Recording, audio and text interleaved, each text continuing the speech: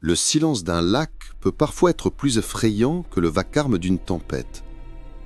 Lorsque l'eau dort, que ses remous se figent et que la brise s'éteint, il reste ce vide étrange qui semble guetter, écouter, retenir son souffle. À Daguerlin, petite ville de l'Ohio posée contre les rives du lac Erie, les habitants ont appris à reconnaître cette respiration de l'eau. Ils ont appris aussi à s'en méfier. Car ici, la surface n'est qu'un miroir trompeur. Sous ce verre calme se cache une histoire ancienne, plus vieille que les filets des pêcheurs et plus vorace que toutes les tempêtes réunies. Chaque génération a murmuré des récits de disparition, de silhouettes entre les vagues, de cris avalés par la brume. Mais comme toujours, les récits deviennent légendes, et les légendes finissent reléguées au feu de camp des enfants téméraires. Pourtant, il suffit d'un été pour que la légende redevienne réalité.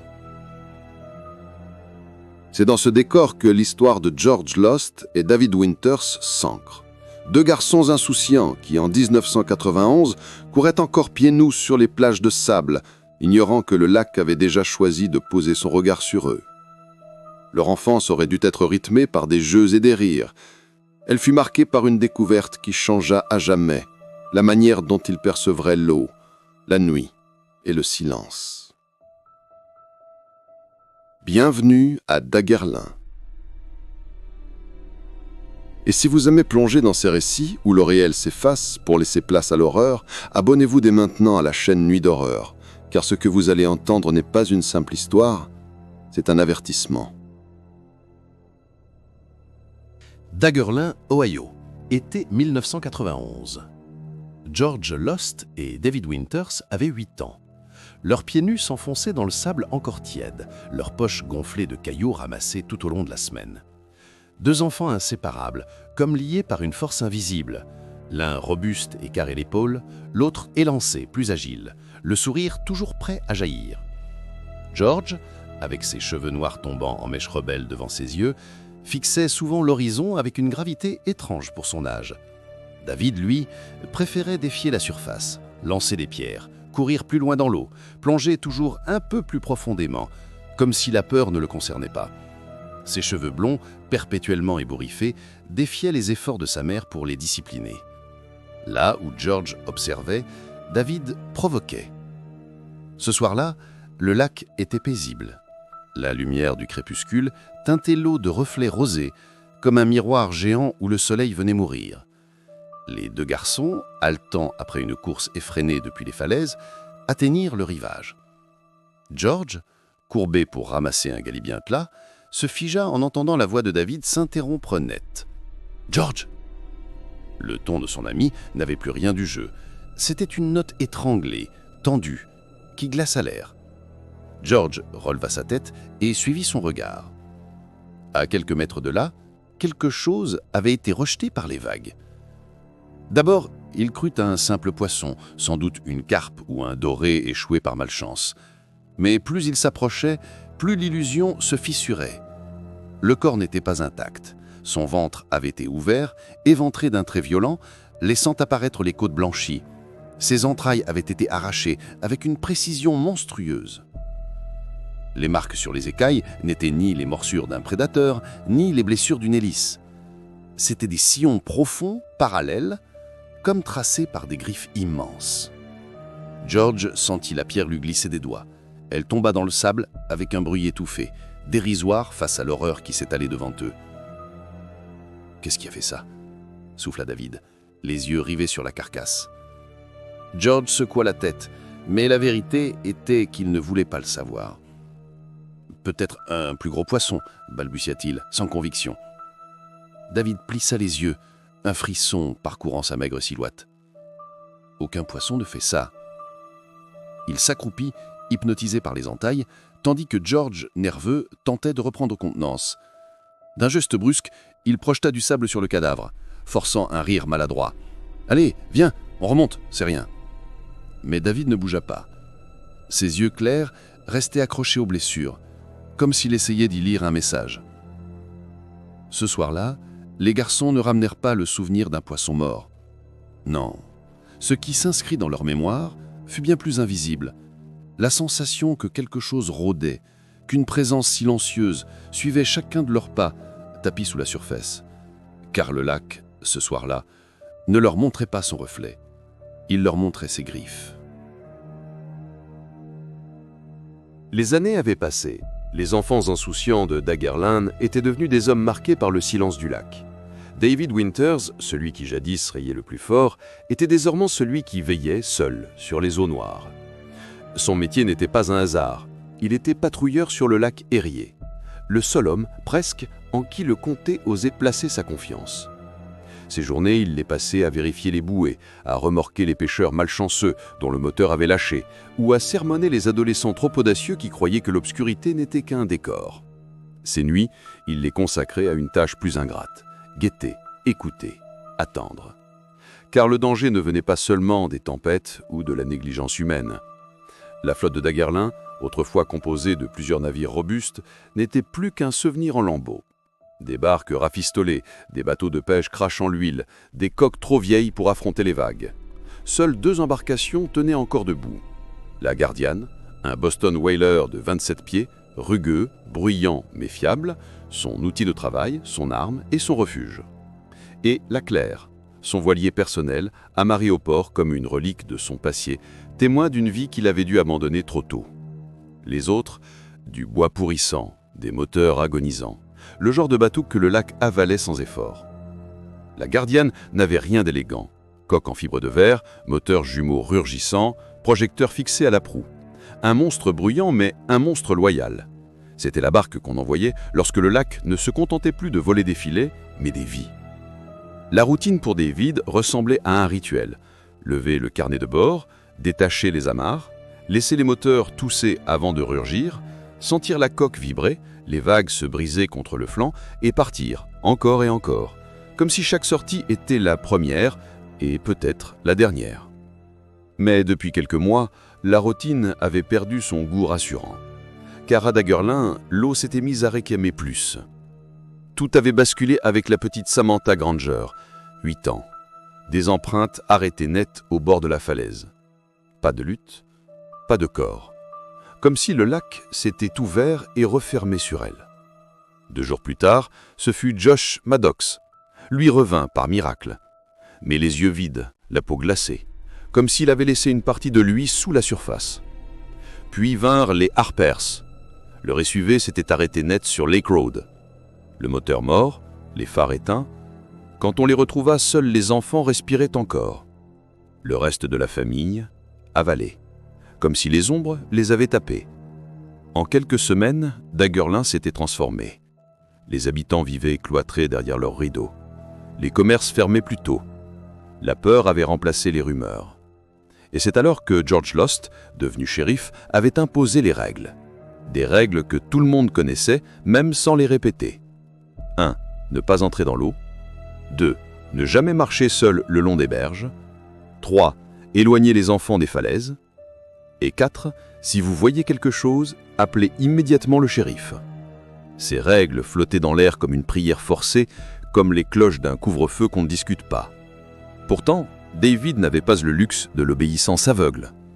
Les règles étaient pour les autres. Lui devait sortir. Lui devait patrouiller.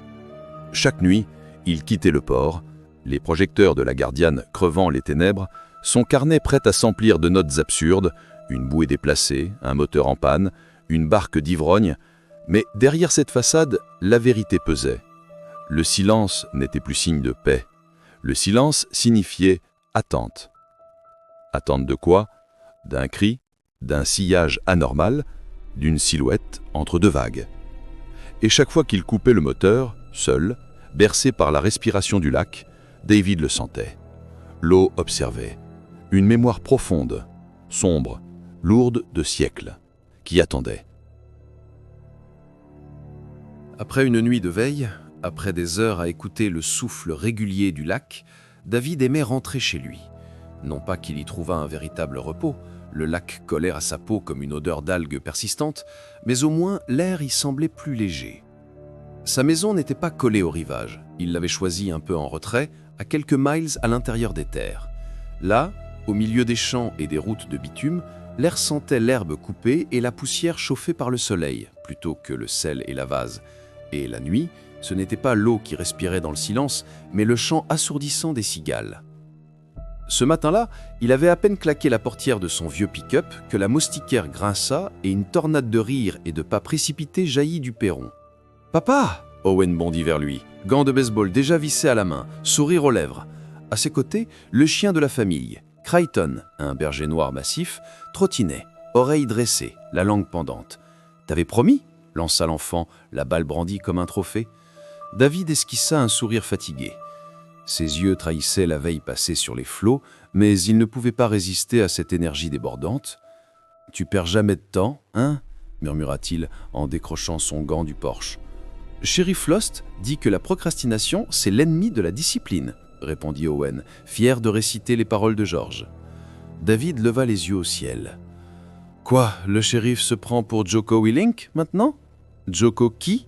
Un rire bref échappa à David. « Laisse tomber. Allez, montre-moi ce que tu as dans le bras. » Ils s'élancèrent dans le jardin, la balle filant de l'un à l'autre sous l'œil attentif de Crichton, qui bondissait parfois comme s'il voulait aussi participer. Les lancers d'Owen étaient hauts, parfois trop rapides, souvent maladroits, mais chaque geste respirait l'envie, la fougue, le besoin de prouver qu'il pouvait être à la hauteur. Entre deux passes, Owen ne cessait de parler. « Tu savais que les policiers ont des codes pour tout, genre 10, 7, ça veut dire hors service. » David rattrapa la balle en claquant son gant. « Ouais, t'es en train de dire que je suis hors service ?» Le garçon éclata de rire. « George dit aussi qu'on n'a pas besoin d'être le plus rapide, il faut juste être celui qui n'abandonne jamais. » David marqua un temps d'arrêt. Le gant dans sa main pesait soudain plus lourd que la balle. « Ouais, ça c'est bien de George, » murmura-t-il, le regard perdu en instant. Ils continuèrent jusqu'à ce que le bras d'Owen fatigue. Le dernier lancer s'écrasa au sol. David s'avança, ramassa la balle et posa une main ferme sur l'épaule de son fils. « Assez pour aujourd'hui. Va te laver les mains. On mange dans un moment. » Owen hoqueta de la tête, déposa son gant sur la rambarde du porche et courut vers la maison. Crichton le suivit, ombre fidèle, les griffes résonnant contre le bois. Pendant un court instant, David resta seul dans la cour. Le vent agitait doucement l'herbe. Le monde paraissait normal, mais il savait au fond de lui que cette normalité n'était qu'une fragile illusion. Non loin de là, George Lost, le shérif, arpentait les rues de Main Street. Le soleil déclinait, étirant de longues ombres entre les bâtiments aux vitres déjà baissées. Les commerces fermaient plus tôt qu'avant. Les enseignes fermées s'accumulaient derrière les vitrines. Même les rares passants se hâtaient, tête baissée, comme si la nuit les traquait déjà. George salua d'un signe de tête quelques habitants, mais la plupart se contentaient de lui rendre un regard inquiet, parfois même de l'éviter. Le shérif inspira profondément. Ses bottes résonnaient sur le trottoir. En regagnant sa voiture de patrouille, il sortit son téléphone. Au bout de quelques tonalités, la voix de Laura, sa femme, étemplit la cabine. Elle séjournait chez sa mère, loin des rives. « Tout va bien ici ?» demanda George. « Oui, le marché était plein ce matin. Tout semble normal. » répondit-elle. Mais au fond, ni elle ni lui ne le croyaient vraiment. Car dans sa voix, George entendait les silences, les espoirs déçus, les tests de grossesse alignés dans une salle de bain, les promesses non tenues, les mots qu'on n'ose plus dire à voix haute. « Fais attention à toi », murmura Laura, presque en suppliant. George laissa ses yeux se perdre dans la rue vide. « J'essaye », dit-il simplement. Puis la ligne se coupa. Dagger Lane vivait maintenant comme sous un voile. Les rues semblaient respirer avec le lac. Le temps paraissait suspendu, chaque silence chargé d'une tension invisible. On ne parlait pas de ce qu'on avait vu, on évitait d'évoquer les disparus. Mais tous savaient. Car la peur n'avait pas besoin de mots. La fatigue se lisait dans ses épaules, mais le simple éclat des yeux de son fils suffisait à repousser, pour quelques instants, le poids du lac. David venait de rentrer et déjà Owen le réclamait, balle à la main, sourire au bord des lèvres. Crichton, son fidèle berger noir, bondissait à ses côtés, aboyant comme pour rappeler que lui aussi faisait partie du jeu. La scène aurait pu sembler banale, presque heureuse, un père, son fils, un chien et un après-midi de rire. Pourtant, même là, à plusieurs kilomètres des berges, l'ombre du lac ne quittait jamais vraiment la maison. David enfila son gant de cuir, feignant un entrain qu'il ne ressentait pas vraiment. « Allons-y, montre-moi ce que tu sais faire. » Owen lança la balle trop haut, trop vite, mais ses gestes maladroits respiraient une énergie pure, une volonté de plaire. Chaque lancer était suivi d'une anecdote, d'une phrase qu'il répétait presque mot pour mot, comme une leçon apprise par cœur. « Tu savais qu'un code 17 veut dire qu'un policier est hors service ?» lança-t-il, fier de sa trouvaille. David attrapa la balle et arqua un sourcil. « Tu veux dire que je suis hors service, moi ?» L'enfant éclata de rire, avant de répliquer du tac au tac. « Non, mais George dit que tu dois rester toujours en alerte même quand tu joues. » Le nom du shérif fit naître un silence fugace. David lança la balle un peu plus fort qu'il ne l'aurait voulu, comme pour chasser l'écho de cette voix d'autorité qui s'imposait même jusque dans son foyer. Puis vint une autre phrase d'Owen, plus lourde, plus grave qu'il ne le réalisait. « George dit qu'on n'a pas besoin d'être le plus rapide. Il faut juste être celui qui n'abandonne jamais. » David sentit ses entrailles se nouer. Derrière l'innocence des mots, il entendait le rappel du combat qu'il menait, lui et George, chaque nuit contre ce qui rôdait sous l'eau. Il força un sourire, mais ses yeux restèrent sombres. « Ouais, ça c'est bien George. » Le jeu se poursuivit jusqu'à ce que le bras d'Owen fatigue. Quand la balle tomba mollement dans l'herbe, David s'approcha, posa sa main sur l'épaule de son fils et dit doucement « Assez pour aujourd'hui. Va te laver. On passe à table bientôt. » Owen acquiesça, essoufflé, les joues rougies par l'effort. Il disparut dans la maison, suivi de Creighton, dont les griffes martelaient le parquet du porche comme un tambour d'accompagnement. David resta seul dehors, le gant encore à la main. La lumière du soleil couchant dorait les hauts de curb. Les cigales lançaient leurs chants stridents. Tout semblait paisible, mais il savait que cette paix n'était qu'un masque fragile. Le lac n'était jamais loin. Pendant ce temps, à quelques rues de là, George Last marchait le long de Main Street. Ses bottes faisaient résonner chaque pas sur le bitume dans un décor qui n'avait plus rien de la petite ville animée qu'il avait connue. Les commerces fermaient de plus en plus tôt. Les vitrines, derrière leurs rideaux baissés, semblaient cacher autant les marchandises que la peur des habitants. Ceux qu'il croisait détournaient parfois le regard, pressant le pas comme si la présence du shérif rappelait trop cruellement les disparus. George continua son ronpanant, implacable. Ce rôle, il l'avait choisi, et il en assumait chaque cicatrice. Mais ce soir-là, il s'arrêta plus longtemps devant une vitrine éteinte, écoutant ce silence qui pesait plus lourd que n'importe quel cri. Lorsqu'il regagna sa voiture de patrouille, il sortit son téléphone. Après quelques tonalités, la voix de Laura, sa femme, l'enveloppa comme un baume fragile. Elle vivait temporairement chez sa mère, loin de Dagger Lynn et de son souffle oppressant. « On va bien ici. Le marché était plein ce matin. Les gens semblent mener une vie normale, » dit-elle. George observa la rue vide devant lui. Les lampadaires encore éteints, les maisons plongées dans une pénombre prématurée. Ici, c'est différent. La ville est vide. Il n'ajouta rien. Elle non plus, car au milieu des banalités se cachait une douleur muette, des années d'attente, de tests, de désillusions, des rêves d'enfants jamais réalisés, et à présent, ce gouffre invisible qui les séparait, alimenté autant par le silence du lac que par le silence de leur propre foyer. « Fais attention à toi », souffla Laura, la voix brisée. « J'essaye », répondit George, mais son reflet dans le pare-brise disait le contraire. La communication se coupa. George resta un long moment immobile, les doigts serrés sur le volant. Le silence autour de lui semblait prêt à éclater. À Dagger Lynn, on ne parlait plus des disparitions. On évitait même de prononcer le mot « lac » quand on pouvait l'éviter. Pourtant, chacun vivait avec cette certitude. L'eau observait. Elle attendait. Les enfants n'allaient plus jouer au bord des cléfailles. Les pêcheurs rentraient plus tôt, même les plus téméraires. Les vieilles familles, celles qui avaient grandi ici depuis des générations, fermaient leurs volets à la tombée du jour comme leurs grands-parents l'avaient fait avant eux. La peur à Dagger Lynn n'était pas seulement un sentiment, c'était devenu une respiration collective, comme une horloge invisible réglée sur les battements d'un cœur tapi sous les flots. Le soleil s'était couché depuis longtemps quand David reprit la mer à bord de la Guardian. La nuit s'annonçait calme, une de ces nuits trompeuses où la surface du lac ressemble à une plaque de verre, sans rides ni vagues. Le genre de silence qui pousse les imprudents à croire qu'ils peuvent défier l'eau. Mais David savait que le calme n'était jamais un gage de sécurité à Daguerlin. Ici, le calme était un piège.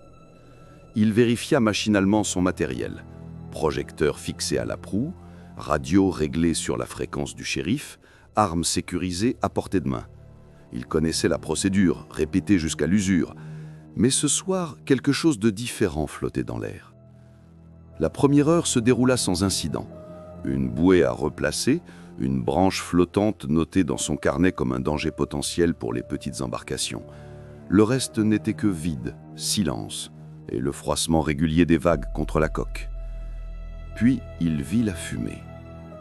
D'abord, ce fut une ligne grise à l'horizon, fragile, presque confondue avec les nuages bas. Mais David, habitué à lire le moindre signe, comprit vite que ce n'était pas de la brume. Le panache montait droit, sombre, lourd, une fumée grasse, qui ne dansait pas avec le vent, une fumée de feu.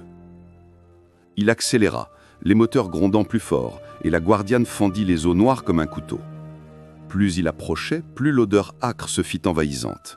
Essence brûlée, métal chauffé à blanc, bois carbonisé, une odeur qui s'accrochait à la gorge, qui piquait les yeux. À travers le voile de fumée, l'ombre d'un navire prit forme. Le vieux trawler de Frank Grillet. Tout le monde connaissait ce bateau à Daguerlin. Un amas de ferraille rafistolé et recouvert de plaques d'aluminium rouillées et de goudrons craquelés. On disait que Frank y vivait plus que dans son appartement au-dessus de la laverie. Un repère chaotique, encombré de bouteilles vides, de câbles enchevêtrés, d'outils graisseux. Une épave qui, contre toute logique, flottait encore. Mais ce soir, elle brûlait. Les flammes jaillissaient du pont arrière, crachaient des gerbes d'étincelles qui éclataient comme des coups de fusil. Le feu rongeait le métal, grinçait dans la coque comme une bête affamée. Le trawler se tordait sous la chaleur, gémissement sourd, presque humain. David approcha prudemment, laissant la Guardiane dériver à quelques mètres. « Georges, tu me reçois ?» lança-t-il dans la radio. « J'ai un visuel sur le trawler de Frank Grillet. Le feu est violent et il est encore à bord. » Le grésillement de la radio fut vite remplacé par la voix du shérif, tendue. « Combien de temps avant que ça explose ?»« Trop peu, » répondit David, la mâchoire serrée. « Envoyer du renfort serait inutile. » Il rangea le micro et attrapa une corde. C'est alors qu'il vit Frank. La silhouette du vieil homme apparut derrière le rideau de fumée. Ses cheveux étaient roussis, son visage noirci par la suée. Il titubait, pris de quinte de toux qui pliait ses genoux. Quand il leva les yeux vers David, ce ne fut pas un signal de détresse. Ce fut un regard de panique pure. « Frank !» hurla David. « Saute !» Le vieillard secoua la tête, incapable de prononcer un mot. Sa gorge brûlée ne laissait passer que des râles. Alors David lança la corde. Le premier lancé tomba trop court. Frank tendit la main, manqua la prise, faillit basculer par-dessus bord. David sentit son cœur se figer. Mais au deuxième essai, Frank s'agrippa. Ses doigts crispés s'accrochèrent au bout du filin comme s'il tenait sa vie elle-même. « Tiens bon !» cria David, plantant ses bottes contre le rebord de la Guardiane. Il tira de toutes ses forces, ramenant le vieil homme centimètre après centimètre.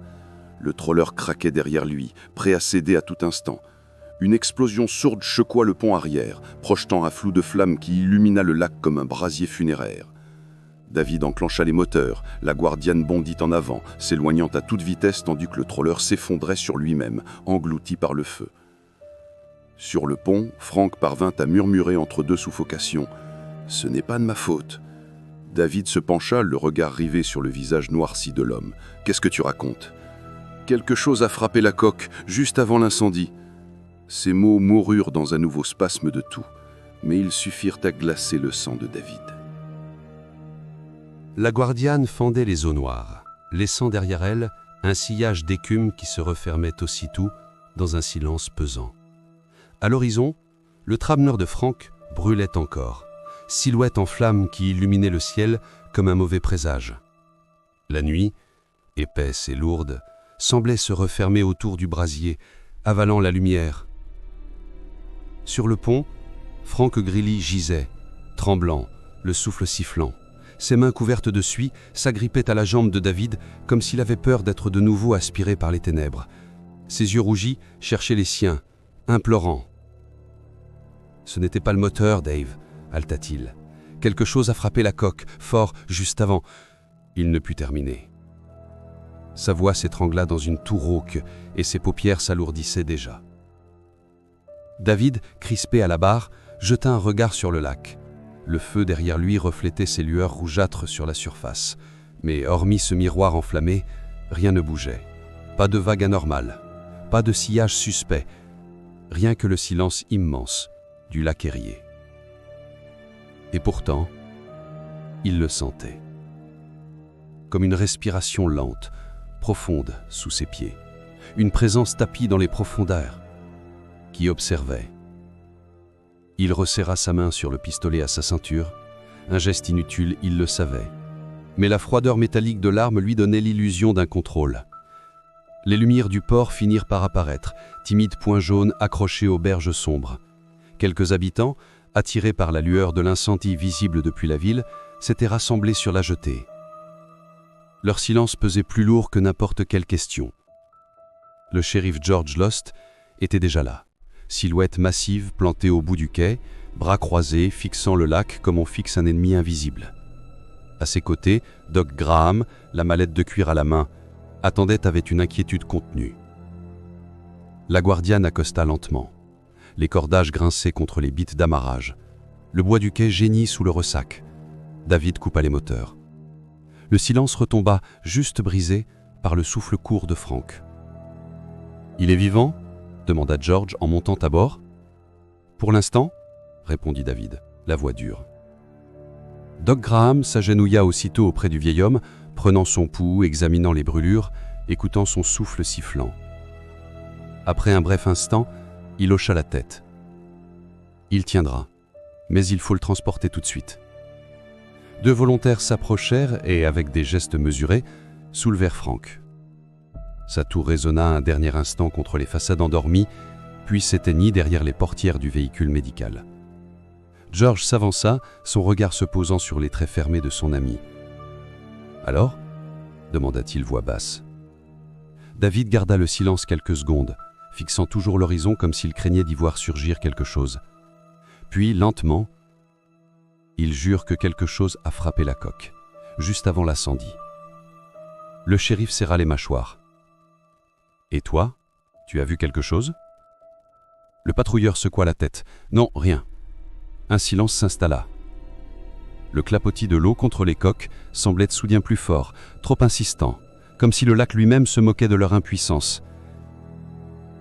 George soupira profondément, le regard fixé sur les flammes mourantes à l'horizon. Alors, on n'a rien. Pas de preuve. Juste un bateau en cendres et le témoignage d'un vieil ivrogne. « Tu sais bien que ce n'était pas un accident », répliqua David, la voix basse mais vibrante. Le shérif ne répondit pas. Il détourna le regard, mais ses poings serrés disaient plus que ses mots. Lorsque le véhicule s'éloigna avec Frank, le port retomba dans une torpeur étrange. Les habitants, présents, ne posèrent aucune question. Ils savaient qu'il n'y aurait pas de réponse. David resta un moment appuyé contre la rambarde du bateau, ses yeux perdus dans la masse noire du lac. L'incendie n'était plus qu'une lueur lointaine. Le silence, lui, s'était épaissi, jusqu'à peser sur sa poitrine. George posa une main lourde sur son épaule. « Rentre chez toi. Repousse-toi. » David ne bougea pas. Ses yeux restaient fixés sur l'eau. Parce qu'il savait que ce n'était pas fini. La nuit avait avancé. Les rues de Daguerlin s'étaient vidées comme toujours, les lampadaires vacillant dans un halo jaune qui n'éclairait rien d'autre que le vide. Quand David quitta le port, l'incendie du trawler de Frank n'était plus qu'une braise lointaine. Mais dans sa tête, les paroles du vieil homme résonnaient encore. Quelque chose a frappé la coque. Il roula en silence jusqu'à la maison de son père. La vieille bâtisse de Joe Winter se dressait à la lisière de la ville, entourée d'un jardin mal entretenu, où le bois empilé formait des tas bruts. La lumière chaude qui filtrait des rideaux contrastait avec l'obscurité lourde de la route. À l'intérieur, Owen était assis à la table de la cuisine, ses jambes trop courtes balançant dans le vide, une assiette à moitié vide devant lui. Crichton Le chien était roulé sur le tapis, oreilles frémissantes, suivant chaque mouvement du garçon. Joe Winter, massif malgré son âge, lavait un mug au lavabo. Son dos large, ses épaules noueuses, tout en lui respirait cette solidité inébranlable qui agaçait autant qu'elle rassurait. Quand David franchit la porte, son père leva à peine les yeux, juste un signe bref du menton, comme s'il notait une présence, rien de plus. « Papa !» s'exclama Owen, la bouche encore pleine. « Grand-père m'a montré comment empiler le bois pour pas qu'il tombe. Il dit que je suis meilleur que lui. » Joe esquissa un mince sourire, discret, presque tendre. Mais ce sourire disparut vite, remplacé par une gravité familière. « Finis ton assiette, Owen. La nourriture n'attend pas. » L'enfant s'exécuta sans protester.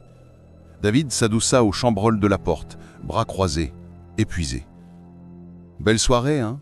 dit-il, le ton amer. Joe ne répondit pas. Le silence, lourd, s'installa. Seul le bruit de la fourchette d'Owen résonnait, ponctué par les griffes de Crichton sur le plancher. Puis, Joe lâcha, d'une voix basse mais ferme, ces histoires de règles que George a édictées. « Tu crois vraiment à tout ça ? Au monstre dans l'eau ?» Le mot « monstre » claqua dans la pièce comme une gifle. David le fixa, ses mâchoires serrées. « Je crois à ce que j'ai vu, à ce que Frank a dit, à ce que Marcus a vécu. » Joe secoua la tête, ses yeux se durcissant. « Tu veux vraiment remplir la tête du gamin avec ces salades ?» Owen leva les yeux, hésitant, comme s'il comprenait qu'une tempête invisible venait d'entrer dans la cuisine. David inspira profondément, ses poings blanchissants. « Tu ne comprends pas. Je ne peux pas faire semblant, pas avec Owen, pas après tout ce que j'ai vu. » Joe frappa du plat de la main sur la table, un geste sec qui fit vibrer la vaisselle. « Ce que tu as vu ou ce que tu crois avoir vu ?» La voix, grave et puissante, fit trembler l'air. David soutint son regard sans fléchir. Un père est censé protéger son fils, pas l'endormir avec de faux espoirs. Les mots flottèrent dans la cuisine comme une condamnation. Joe détourna le regard, le visage fermé. Quand Owen revint, son sac sur l'épaule, son sourire trahissait une joie difficile à contenir. Chez son grand-père, il se sentait libre, écouté, guidé.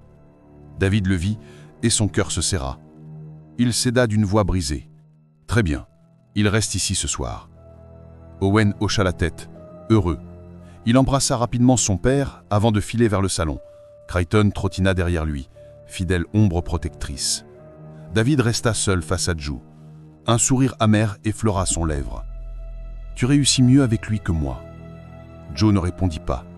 Son silence en disait assez. David quitta la maison quelques minutes plus tard, son pas lourd sur le gravier, son regard happé par la silhouette noire du lac au loin. La nuit, déjà épaisse, semblait respirer avec lui, et dans son souffle, il crut n'entendre une promesse. « Je ne suis pas fini avec vous. » Le lendemain matin, le ciel s'était assombri au-dessus de Daguerlin. De lourds nuages gris glissaient lentement sur le lac, porteurs d'une pluie qui ne tarderait pas à tomber. Le vent mordait les visages et charriait avec lui une odeur humide, mélange d'algues et de métal froid.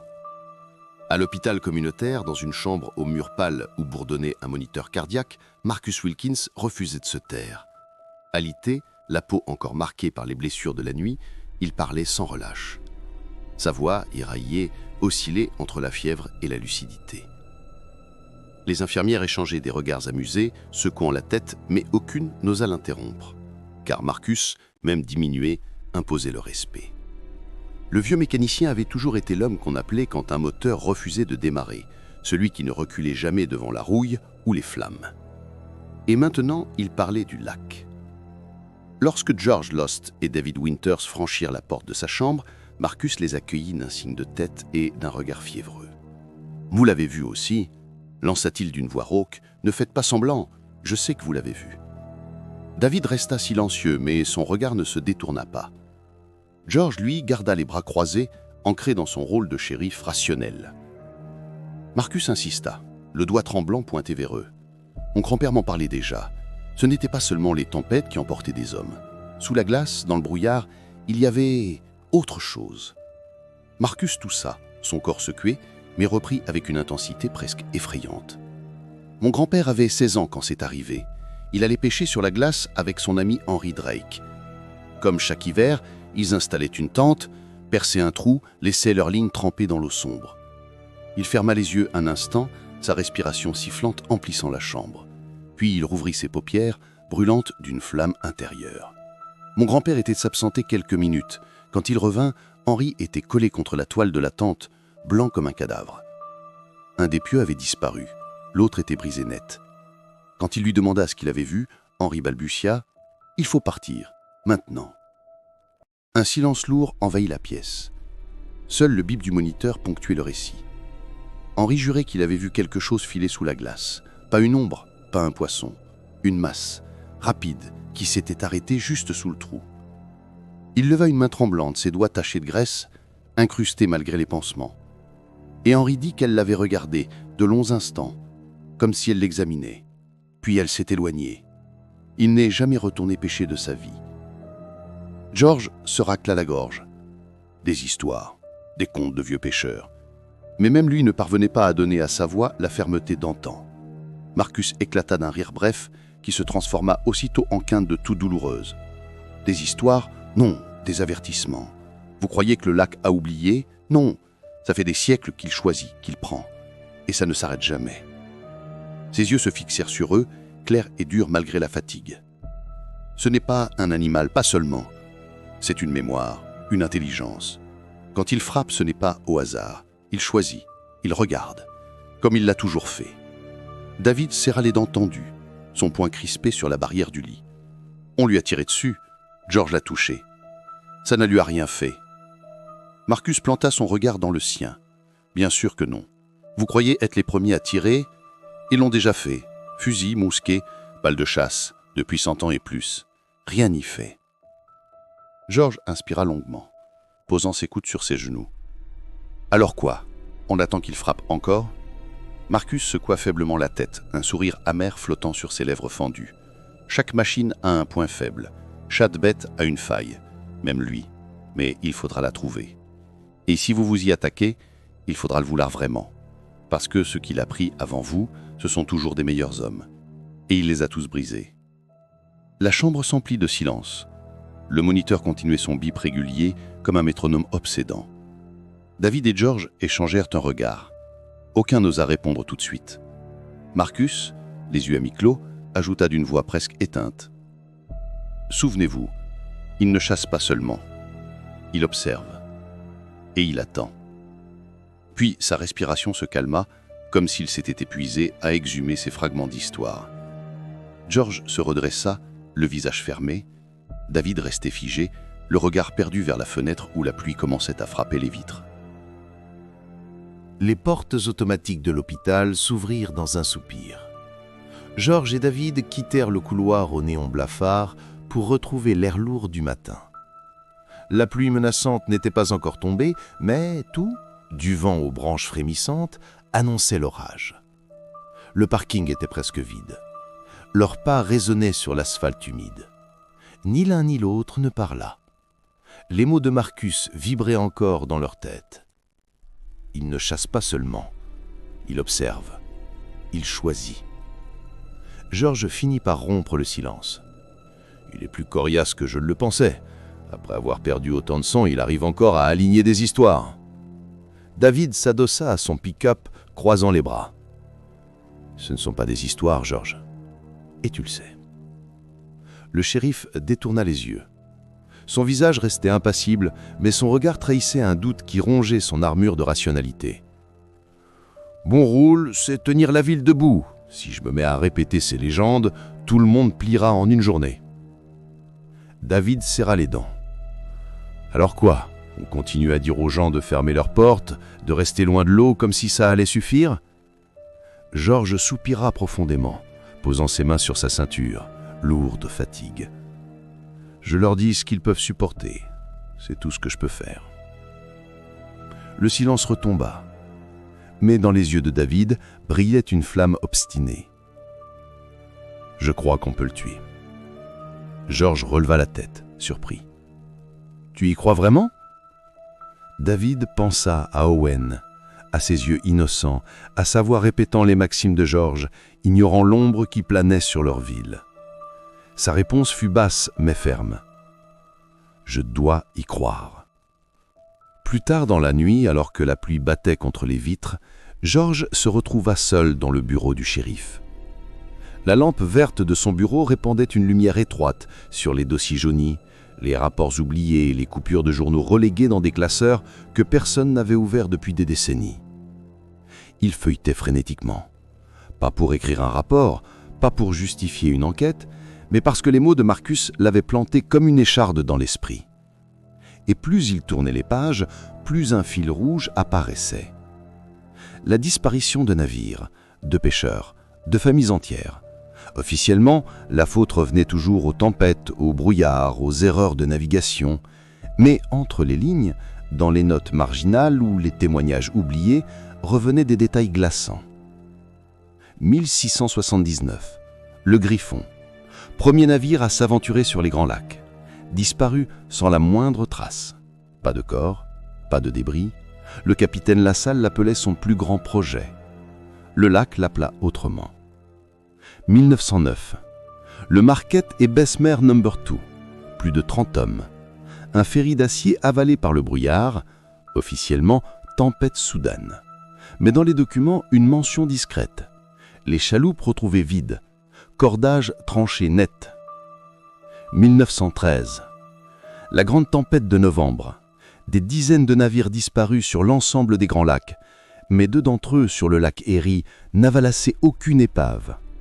Dans un rapport griffonné à la hâte, George lut « Filet découpé, non déchiré, pas une tempête ». George relut la phrase plusieurs fois. Pas une tempête.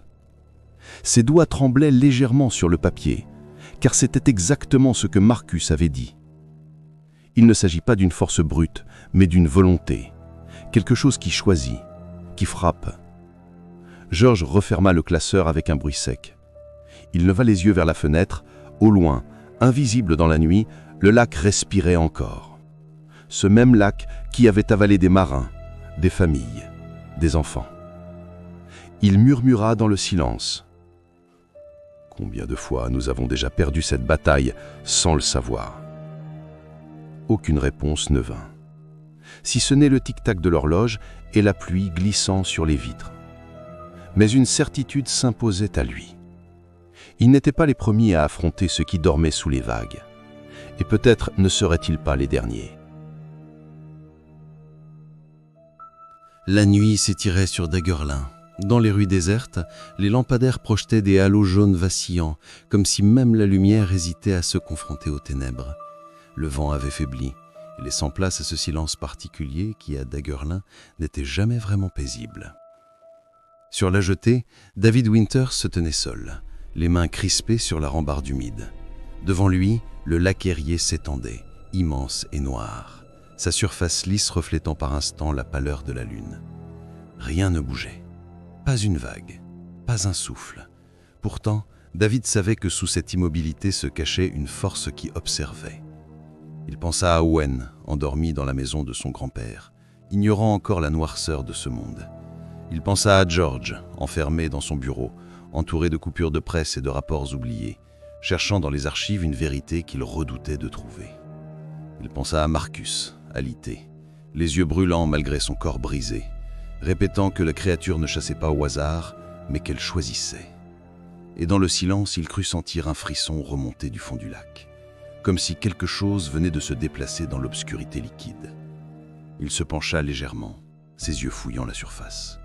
Rien, pas une ride. Puis, un cercle infime troubla l'eau, à quelques mètres de la jetée. Trop large, trop rond pour être le fruit du hasard. David retint son souffle. Le cercle s'élargit, se dissipa, la surface redevint lisse, mais l'impression d'un regard invisible planté sur lui demeura. Un regard ancien, patient. David ferma les yeux. Ses poings se serrèrent davantage. « Si tu veux nous prendre, il faudra te montrer. » Ces mots se perdirent dans la nuit. Le lac ne répondit pas, mais son silence avait déjà valeur de menace. Au même moment, dans son bureau, George Lost restait penché sur les archives. Les pages jaunies s'étaient accumulées autour de lui, formant un cercle d'histoires inachevées. Des navires disparus, des familles avalées, des notes hâtives parlant de cordages coupés, de silhouettes dans le brouillard, de cris étouffés par la brume. Il leva enfin les yeux vers la fenêtre, et là, dans le reflet de la vitre, il se vit lui-même, un homme usé, les traits tirés, portant sur ses épaules le poids d'une ville entière. Derrière lui, dans le reflet, le lac semblait s'étendre jusque dans son bureau, comme si ses eaux avaient envahi chaque recoin de Daguerlin. Il murmura à mi-voix, comme pour se convaincre. On trouvera un moyen. Mais au fond de lui, il savait qu'il ne faisait que retarder l'inévitable. Daguerlin dormait à demi, chaque maison éclairée par des veilleuses tremblantes, chaque famille priant que le matin arrive sans perte. Mais tous, au fond, savaient la vérité. Le lac n'avait pas dit son dernier mot. La légende n'était pas une invention, elle n'était pas un mythe, elle était vivante. Et elle attendait. Vous avez entendu les pas de Georges, les silences de David, les paroles fiévreuses de Marcus. Vous avez senti le souffle du lac, ses griffes invisibles, ses choix impitoyables. Mais rappelez-vous, ceci n'est pas qu'une histoire. C'est un avertissement. Si cette immersion vous a glacé le sang et que vous souhaitez découvrir encore plus de récits où le réel se tord pour laisser place à l'horreur, abonnez-vous dès maintenant à la chaîne Nuit d'horreur. Car le lac n'est pas seul. Et ce que vous venez d'entendre n'est que le début.